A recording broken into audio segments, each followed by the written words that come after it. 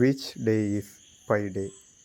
Option A March 14, option B February 14, option C December 14, option D October 14. The correct answer is March 14.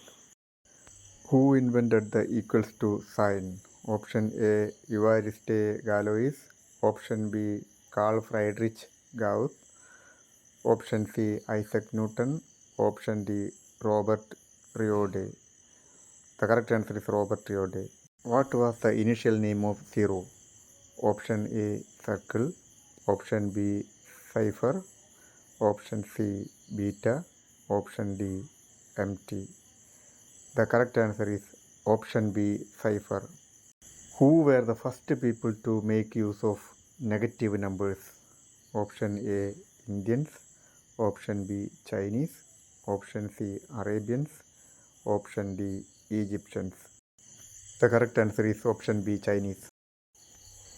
Who discovered zero? Option A Aryabhatta, option B Isaac Newton, option C Ramanujan, option D Archimedes.